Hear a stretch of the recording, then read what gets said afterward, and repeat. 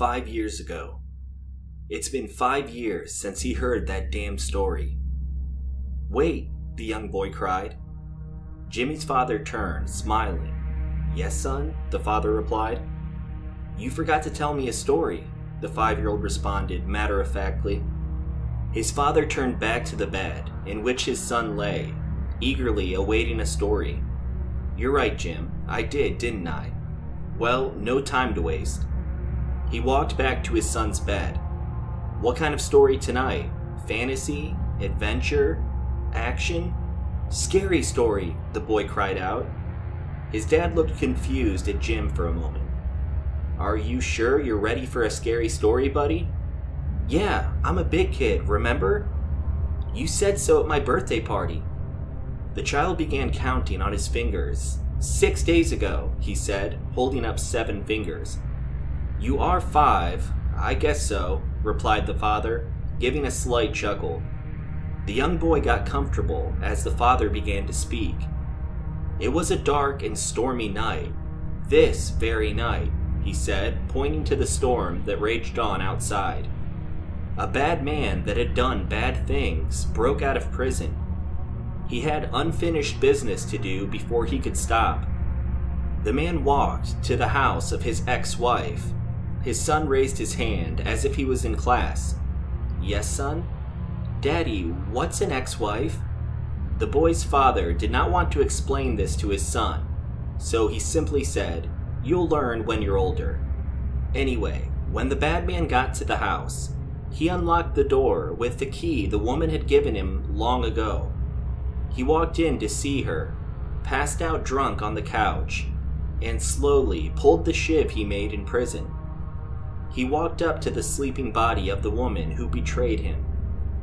Jimmy was unsettled and tried to ask his dad to stop telling the story, but the man was beyond help.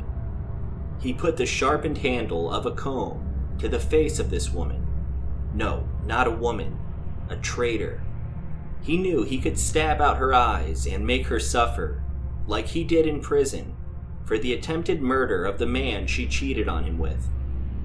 Jim began to cry, even though he didn't know what his dad was talking about.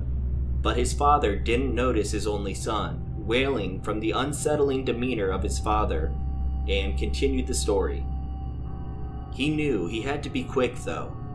The cops were looking for him by now.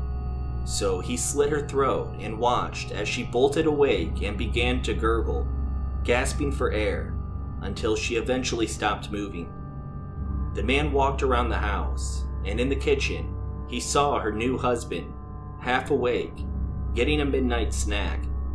He looked at the man that ruined his life. He suddenly began to run at the man, lunging his weapon toward his stomach. Before the man could react, he had fallen to the ground, but the intruder didn't stop there. The crazed father, lost in memories, felt a smile creep across his face.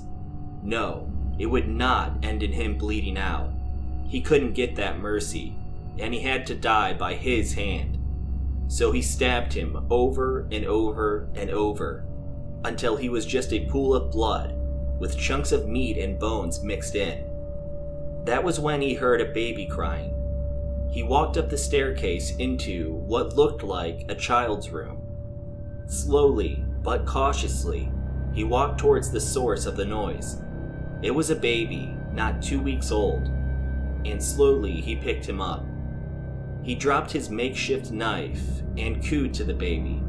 Everything's fine, calm down. And the baby smiled at him. So he decided to turn a new leaf under a different name and new identity, and raised the child as his own. He soon realized the child needed a new name too, so he named him James for short, and started a new life for the better. The man gave a chuckle and looked directly into the eyes of the currently crying Jimmy. That's a different story. An eerie smile spread across the father's face.